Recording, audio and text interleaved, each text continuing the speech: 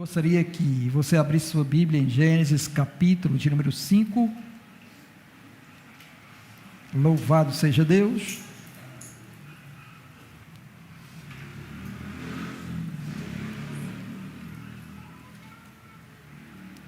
Gênesis, capítulo de número 5.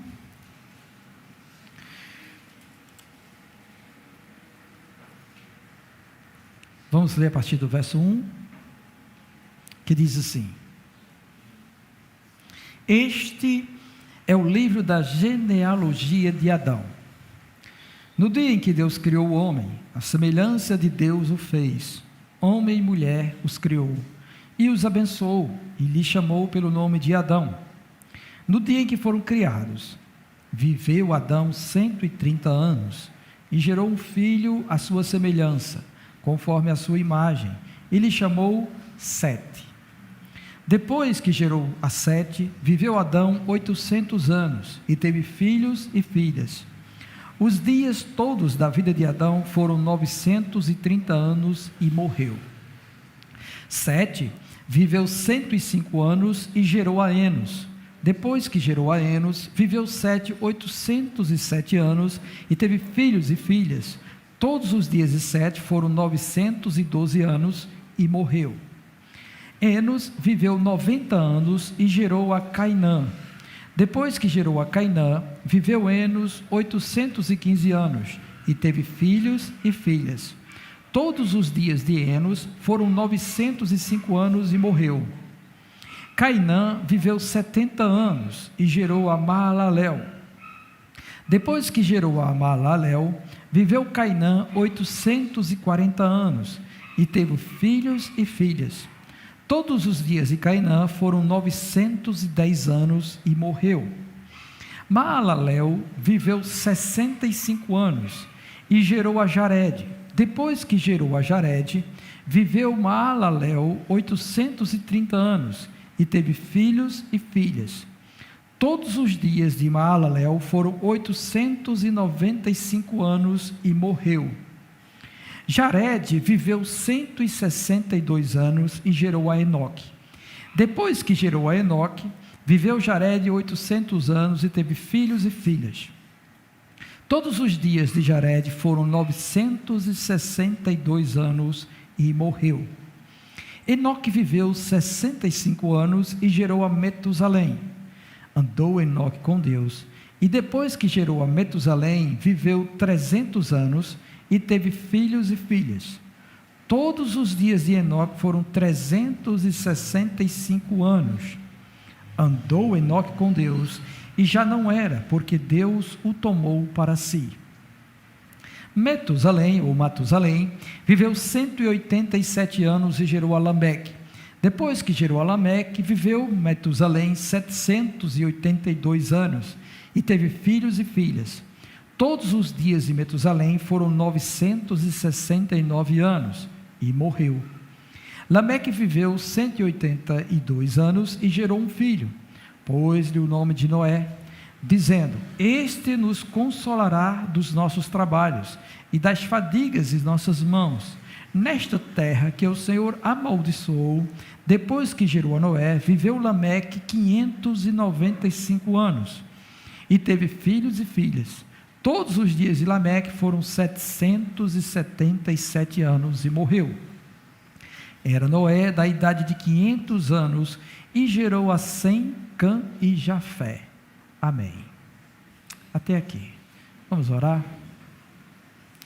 Senhor nosso Deus e Pai, em nome do Senhor Jesus, rogamos que o Senhor nos instrua, Senhor, acerca da palavra que acabamos de ler, e que o Senhor revele a nós, Senhor, toda a verdade contida, Senhor, neste texto, que possamos, ó Deus, aprender do Senhor, para atentarmos, ó Deus, para a veracidade dos fatos bíblicos, a fim de que nossa fé seja fundamentada na Tua verdade. Senhor, abre o nosso entendimento, nos concede a divina luz nesta hora, e fala, Deus, aos nossos corações, em nome de Jesus Cristo. Amém. Amém, santos? Bem, o nosso propósito, tá bom, nesse momento, é continuar nossa série de pregações acerca da nossa origem, com o objetivo de nós fundamentarmos e entendermos a nossa fé e por que Deus designou a vinda do Senhor Jesus Cristo. Qual a razão dele ter vindo e a obra ter sido feita como foi feita. E também para que a gente possa ter uma luz e clarear, tá bom, a nossa mente, quando nós estivermos lendo o Novo Testamento, em que em muitas partes dele se menciona o que tem aqui, no início de Gênesis, do capítulo 1 até o capítulo 11, que são os capítulos principais, tá bom, da origem de todas as coisas. Aí, nós já viemos discorrendo desde o capítulo 1 até então. No último capítulo, nós tratamos sobre o primeiro descendente humano, que foi Caim, não é? E vimos também o primeiro homicídio, que foi a inveja dele. Vimos o culto aceitável, aquilo que Deus realmente aceita como culto, tem que ser por meio da fé. E desde então a gente entende que a fé, ela é importante demais em nosso relacionamento com Deus, e sem fé é impossível agradar a Ele, por isso que Hebreus declara isso. Se não for pela fé, nós estamos perdidos, totalmente perdidos em tudo que a gente devia fazer, tá bom? E vimos também o juízo de Deus contra o pecado, vimos a origem ou a linhagem ímpia e a linhagem piedosa da humanidade. No final do capítulo 4, o texto diz que Adão tornou a coabitar com Eva e nasceu um filho chamado Sete, tá? E esse Sete, ele fala aqui que foi aquele que foi chamado por Deus para dar origem aos demais que vieram da linhagem piedosa, que está no capítulo 5, tá? Então, até aqui foi proposto para nós. E vimos também a cultura da linhagem ímpia. A cultura da linhagem ímpia, ela quer estar distante de Deus, ela não quer nada com Deus, ela faz o que bem lhe apraz, ela é orgulhosa e ela não teme em praticar o mal. Aí a gente vê o Lameque, que pegou 2 mulheres como suas esposas, né? Vimos também que ele matou um homem e um jovem, ou uma criança. Um homem porque desagradou a ele, e o jovem porque pisou nele. E ele matou eles, e ele simplesmente falou às suas esposas, dizendo assim: se alguém matar Caim, porque ele matou Abel, seu irmão, será vingado 7 vezes, então, se alguém me matar, eu serei vingado 70 vezes 7. Então veja a soberba dele, como se ninguém pudesse tocar nele. E aí a gente vê a malignidade do pecado. Tá bom? Aí o texto vai dizer que eles foram para a banda oriental do Jardim do Éden, e lá eles criaram uma cidade chamada Enoque, que era o nome do filho de Caim, e eles começaram a se multiplicar lá. Então a linhagem mal foi para esse lado, e a linhagem de Adão permaneceu do lado de cá. E aí então o texto vai dizer agora no capítulo 5, que quando Adão tinha 130 anos, teve um filho chamado Sete. Então, antes dos 130 anos, já havia nascido Caim e Abel. E Caim, mesmo sendo irmão de Abel, por conta de sua inveja, matou o seu irmão. Então, a gente vê assim o poder do pecado. O quanto o pecado é mau, em fazer com que mate-se alguém que é semelhante, é carne da sua carne e sangue do seu sangue. Alguém que é semelhante a você, tá bom? Aí o que é que agora o texto vai revelar para nós? Aí nós vamos entender que quando Deus deu ordem a Moisés para escrever sobre isso, Ele queria que o povo entendesse de onde é que eles vieram, qual é a origem ou a descendência deles, a fim de que eles pudessem crer em Deus, né? E pudessem andar na presença de Deus, tá bom?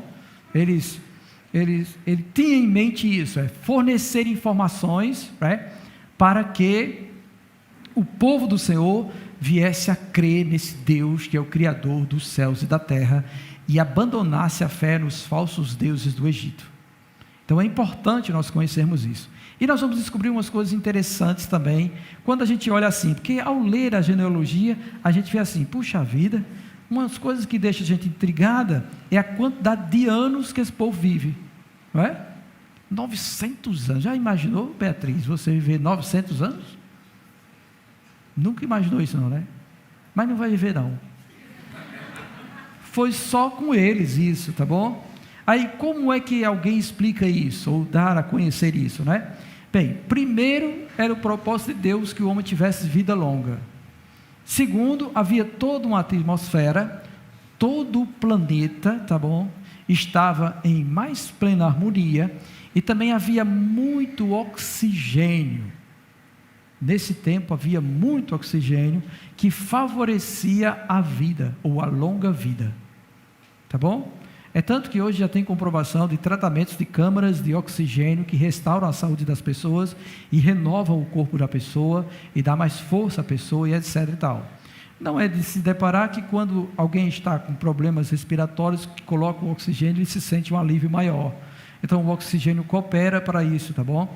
E é também transportado pelo nosso sangue, dá força e vigor e etc e tal. Tudo isso. Então os irmãos estudiosos pensam assim. Mas havia esta realidade de viver tantos anos assim, longos anos.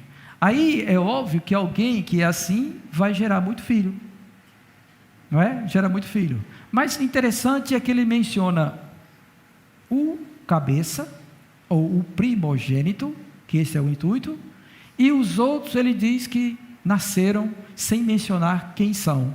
Tiveram filhos e filhas, então eles tiveram um monte de filhos e filhas. Aí de onde veio a mulher de Caim? É uma dessas filhas que foram geradas e que foi a esposa dele, como também as esposas dos outros, porque ele disse assim, gerou fulano e teve filhos e filhas, então teve esposa. Se teve esposa, agora irmãos, uma coisa que eu gostaria de saber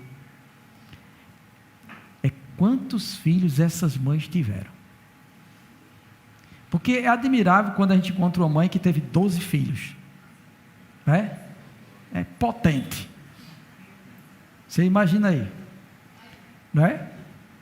A gente encontra ainda aí, por aí, na história humana, né? Uma mãe teve 12 filhos, teve 16 filhos. Eita! Vocês que já tiveram meninos, sabem como isso dói, né? Imagina aí, 16, né?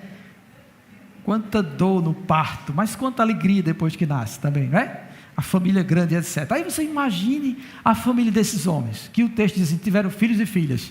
Você já imaginou a mãe com 30 filhos? É possível, sim. Olha, o texto diz que eles viveram 930 anos. Tu acha o quê? Né? Tinha tempo também. Não tinha internet, televisão, né? Então, tinha para ter menina doidada. Então, realmente houve uma multiplicação da população nesse tempo. A gente não pode pensar que era um pingado de gente, não. Porque quando a Bíblia diz que tiveram filhos e filhas, foi se multiplicando a humanidade sobre a terra, né? E nesse tempo também ainda não havia essa necessidade de proibir o relacionamento conjugal de parente próximo. Então, irmão podia casar com irmã, né? Primo com prima, próximo, etc., e gerar famílias e famílias e famílias e famílias, tá bom? Deus ainda não havia proibido isso, e isso não trazia prejuízo para eles, ok? Não trazia prejuízo para eles. Então, foi isso que foi acontecendo. Aí agora eu vou pôr um quadro aqui na tela, por favor, meu técnico, coloque aquela imagem, para que a gente possa ter um design do que o texto em si está falando para nós, tá bom? E aqui, eu sei que vocês estão meio distante para ver e enxergar. Eu tenho o passador, me preste aí, eu só quero usar o laser dele, somente. Pronto.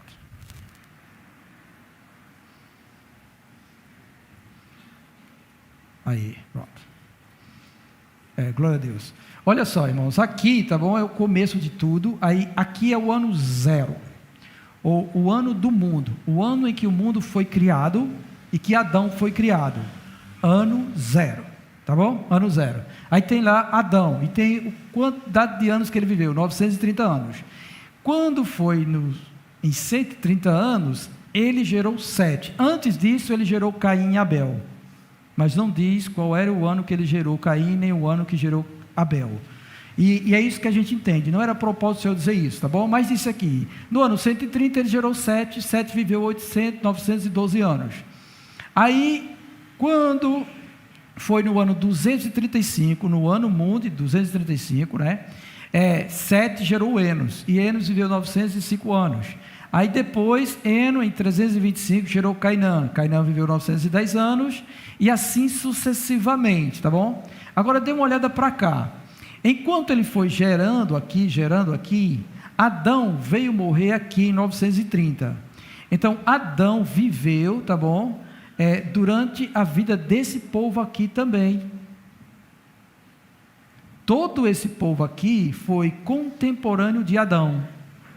Então, esse povo, ele recebeu tudo sobre a criação e sobre Deus de Adão e de Sete, e assim sucessivamente.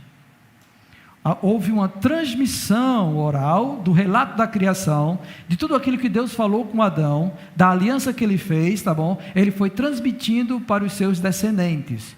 Então, toda aquela população, filhos e filhas, tiveram contato com Adão, e ele passou a contar para eles, porque essa é a linhagem piedosa, tá bom?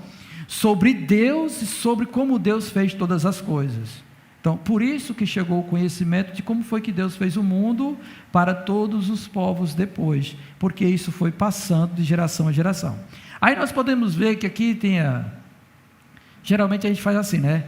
Filho, neto, bisneto, tataraneto, né? Tataraneto, tataraneto duas vezes.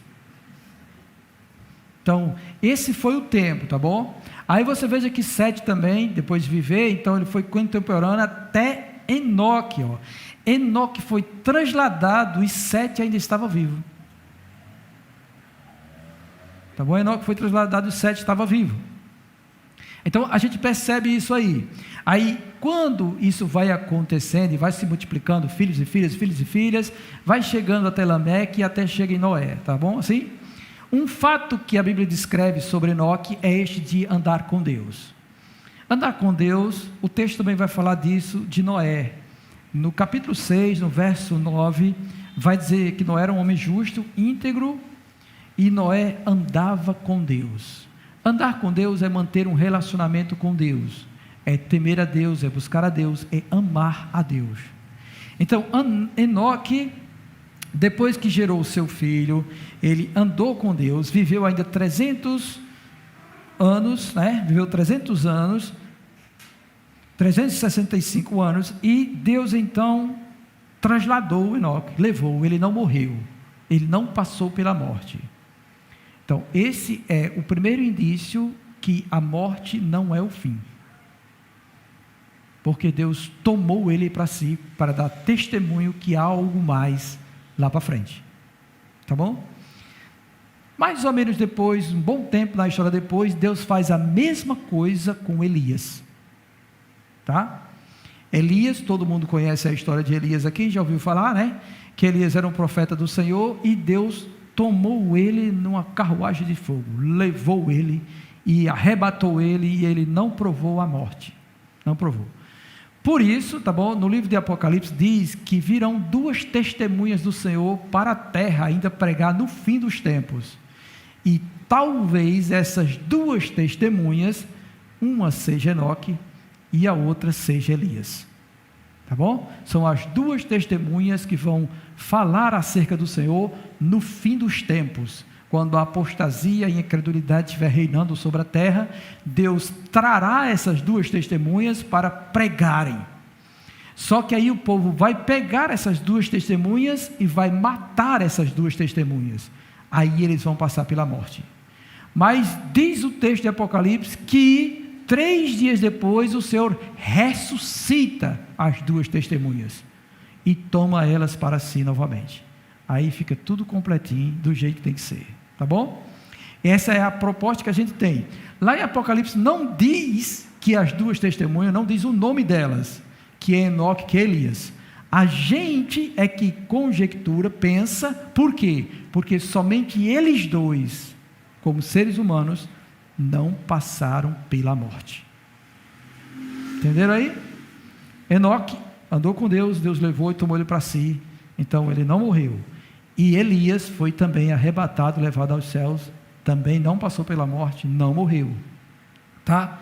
É isso que a gente tem em mente. Esse é o fato em si, tá? Aí, diante dessa multiplicação da humanidade, né, vem a questão desse povo aí estar se misturando com o povo errado e começando a se desviar realmente daquilo que Deus tem. A gente vai falar sobre isso quando a gente entrar no capítulo 6. Mas isto é o que a gente vê. Então, vai se gerando gente, e a multidão da humanidade vai crescendo, e tudo isso reunido em um pedaço de terra só. Lembrem-se que o dilúvio não aconteceu ainda, e que a porção de terra seca é uma porção só, a Pangeia. Então eles estão espalhados sobre a porção seca da terra, e está todo mundo ali convivendo uns com os outros. Passado isso, tá bom? Vem agora a questão de Noé, né? Vem a questão de Noé. Aí observe que Lameque viveu 777 anos e morreu, mas em 1058 o ano mundi. 1058 anos é muito tempo, né, irmãos? É que Noé nasce. E ele nasce, e Lameque, que é o pai dele, profetiza que ele dará descanso das fadigas em nossas mãos nesta terra que o Senhor amaldiçoou. Então, eu acredito que Deus já tinha revelado alguma coisa a Lameque para que ele pudesse descrever isso de Noé. E o nome de Noé realmente é esse, tá bom? Tem a ver com isso, com descanso, com paz da maldade, da fadiga que há sobre a terra. Então, havia um indício de Deus já indicando alguma coisa que ele iria fazer acerca disso, né? Quando chega em Noé, o texto para de fazer essa transição de tantos anos e diz apenas que Noé, quando tinha 500 anos, né, ele gerou a Sem, Cã e Jafé. Aí quando nós olhamos o texto assim, talvez alguém pense que eles são trigêmeos, mas não é isso não, tá bom? Ele diz apenas o nome dos 3 filhos dele, que foi gerado por eles. Sem é o primogênito. E por que a gente descobre que Sem é o primogênito, né? Porque lá na frente, nos capítulos posteriores, vai dizer que ele é o primogênito e irmão de Jafé. E Cã, embora esteja no meio, Cã é o mais novo, que é o filho mais novo de Noé. E isso a Bíblia descreve também quando Cã, ele comete aquele pecado.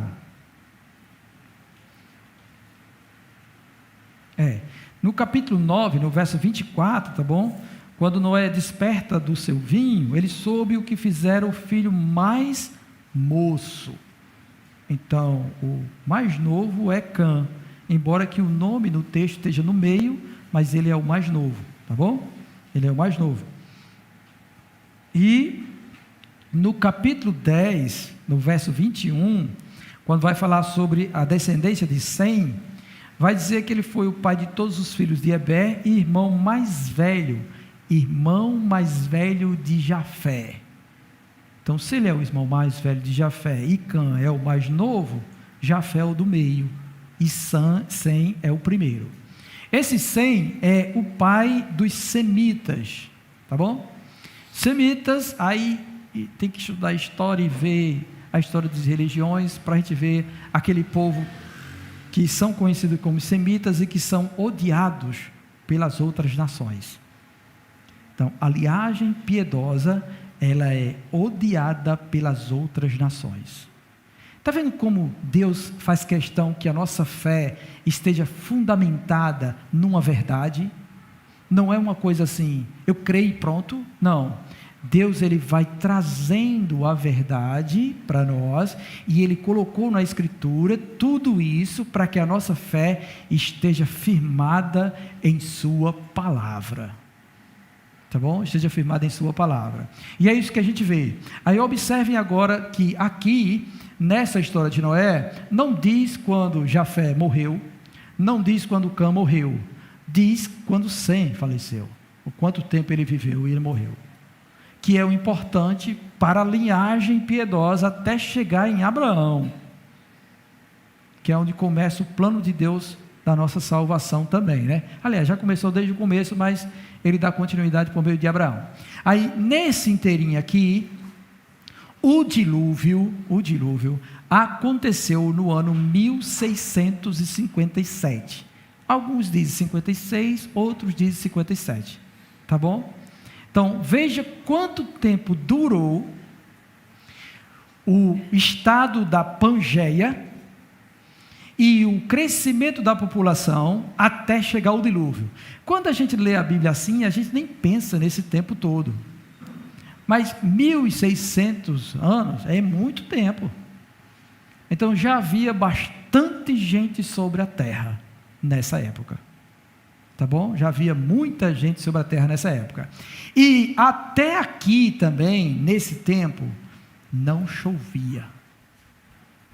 Era o vapor que subia da terra e regava tudo. Mas não havia chuva. Tá bom? A chuva ainda não existia neste tempo. Veio acontecer depois.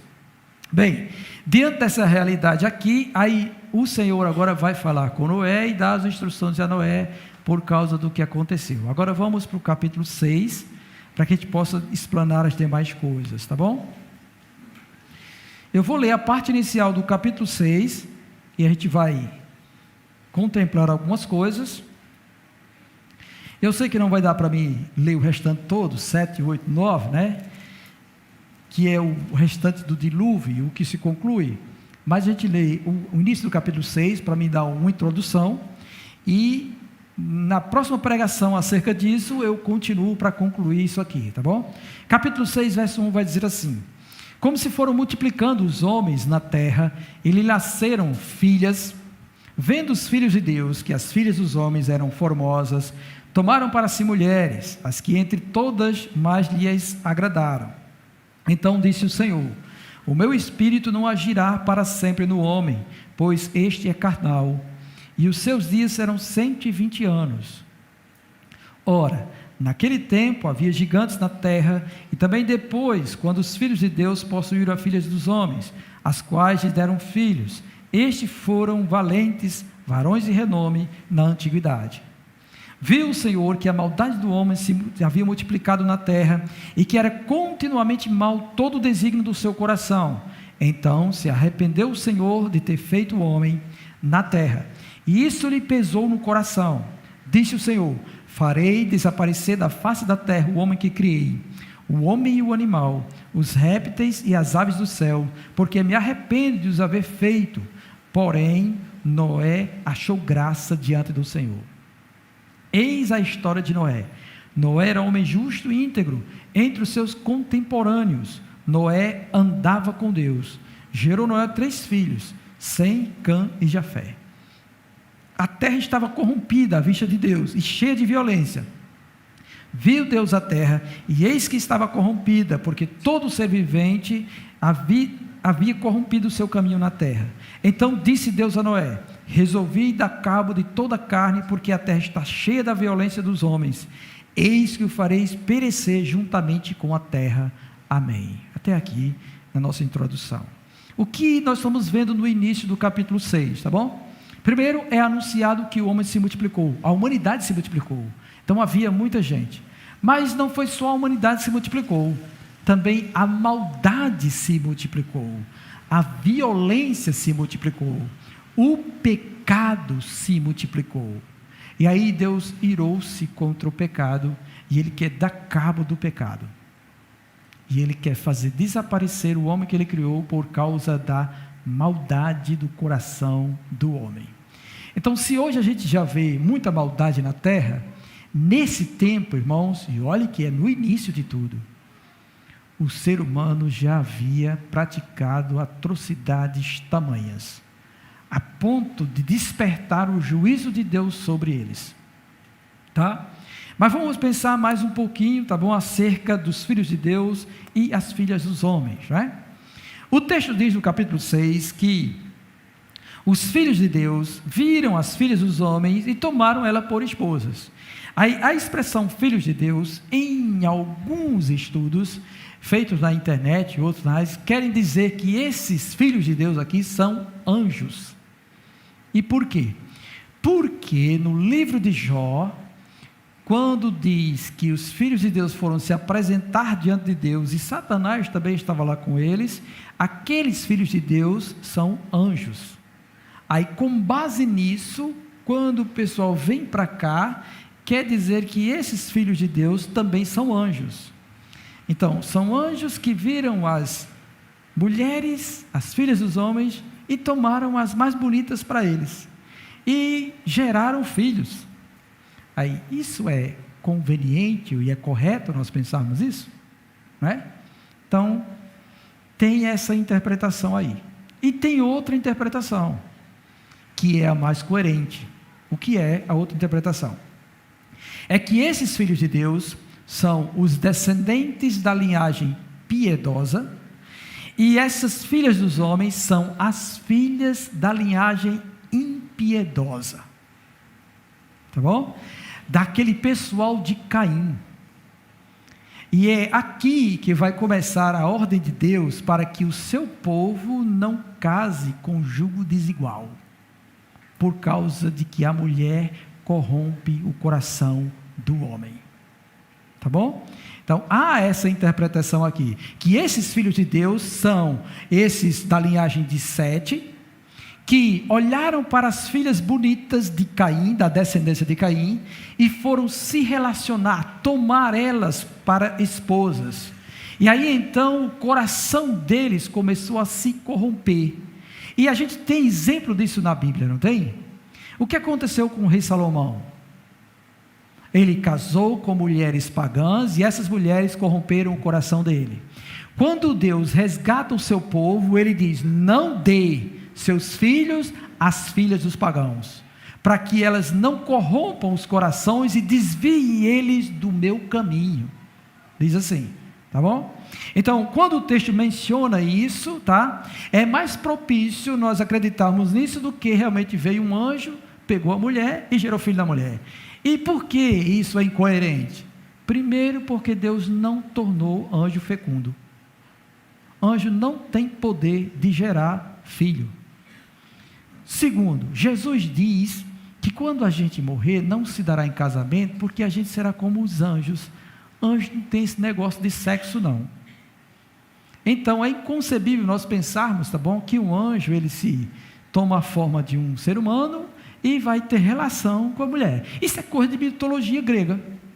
De Zeus, do filho de Zeus, não tem o filho de Zeus, que eles diz que Zeus gerou, né, numa mulher e etc e tal, isso é coisa de mitologia grega. Tá bom? Então é mais propício para nós crermos que eram os filhos da linhagem piedosa, que se afeiçoaram das filhas ímpias, casaram com elas e elas corromperam o coração deles, e por isso o texto vai dizer, tá bom, que Deus se desagradou disso. Olha o que o texto diz assim no verso 3: então disse o Senhor: o meu espírito não agirá para sempre no homem, pois este é carnal, e os seus dias serão 120 anos. Aí ele fala que havia gigantes na terra e tal, mas ele viu que a maldade se multiplicou, e a maldade se multiplicou por causa desse jugo desigual. Está vendo como isso é sério? E que desde o começo Deus tem mostrado que não é coerente se fazer isso. Tem aqui, tem na lei, tem no Novo Testamento também. Não se ponha em julgo desigual com os infiéis. Se quiser mais saber sobre isso, tem uma pregação nossa, tá bom, no nosso canal sobre julgo desigual. Você vai lá e eu tenho outros textos onde Deus ordena que não se faça isso. Por quê? Porque as mulheres malignas corrompem os corações dos homens e eles passam a pecar. E Deus não quer que isso aconteça com o seu povo, tá bom? Tem isso aí. Na questão da vida dos homens passar a ser 120 anos, aí também tem duas vertentes. A primeira é o tempo da construção da arca. Tá bom? Isso quer dizer que quando Deus diz que vai destruir o homem, então haverá um período de 120 anos onde Noé vai estar construindo a arca. Nós vamos entender esse processo porque Noé e seus filhos só construindo uma arca bem grande, e a arca era grande, para caber muitos animais e a família deles. Então tem que ter um tempo de construção, tá bom? Então pode ser 120 anos ser isso, E pode ser também que Deus agora já esteja falando que, posteriormente, o máximo que o ser humano pode chegar de vida seja 120 anos. Aí a gente vai perceber que depois do dilúvio vai começar a reduzir o número de anos de vida das pessoas. Abraão, por exemplo, viveu 175 anos. Aí daí por diante a coisa vai diminuindo. E realmente, quando a gente olha para nós hoje, o máximo que alguém pode chegar é 120 anos. Aí, acabou-se. Tá bom? Então, pode ter esses dois pensamentos. O pensamento primário é que há um período da construção da arca que vai durar 120 anos e ele vai eliminar a humanidade pecadora da terra. E o outro período é que depois disso, os anos de vida vai diminuindo até chegar o limite máximo de 120 anos. É isso que a gente tem em mente aqui. Depois nós vamos pensar no seguinte: o texto diz que Deus viu a maldade. Sim, aí os gigantes na terra, é porque assim, os homens daquela época não eram baixinhos, assim, pequenininho, Cristina, 1,45 m, não, entendeu? As mulheres também, era gente alto, tá bom? Estava tudo em ordem, tudo perfeito, então era uma coisa viçosa de se ver assim, uns cabas grandes, né? Não era aquelesão da caverna, tudo, não, era gente top, certo? E aí havia a possibilidade de alguém crescer além do normal, de ter 3 ou mais metros de altura. Então havia realmente gigantes na terra, como Golias e outros, né, que foram conhecidos também, tá bom? Esse pessoal dessa linhagem aí. Bem, aí Deus, no verso 5, vai dizer que ele contemplou a maldade, e que essa maldade se multiplicou na terra, e que era continuamente mal todo o desígnio do seu coração. Então, eles estavam já num limite muito extra de maldade, e Deus não estava se agradando do que estava vendo, e ele resolve então dar cabo de todos. É o que a gente percebe aí, tá bom? Primeiro, a ira de Deus contra o pecado. A ira de Deus contra o pecado é uma realidade, e isso desperta ele para entrar com o seu juízo e a sua justiça. Segundo, é que o pecado, ele é tão assolador que ele consegue contaminar a totalidade da humanidade. Ele vai entrando e vai dominando e vai contaminando a ponto de infestar a todos. Daí a ideia de um pouquinho de fermento levedar a massa toda, e assim sucessivamente. Então ele viu isso. E quando o nível de maldade chega ao extremo, Deus, a santidade de Deus, exige que ele exerça o seu juízo.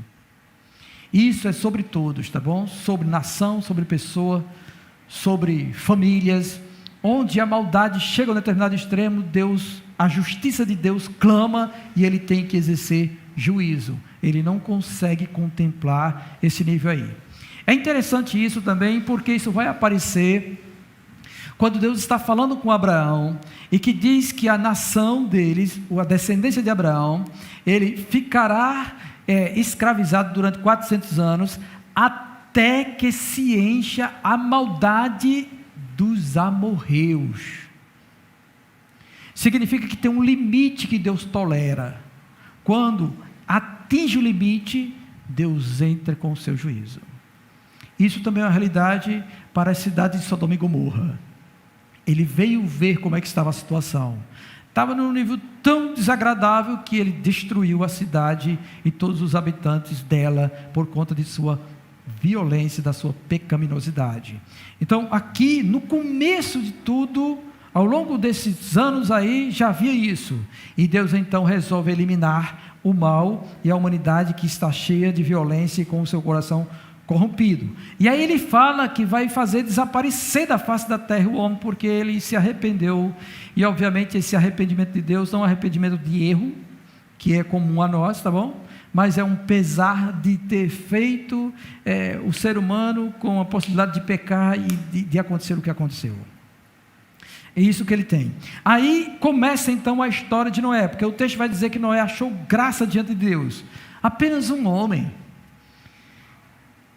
andava com Deus, nessa multidão toda. O texto diz isso.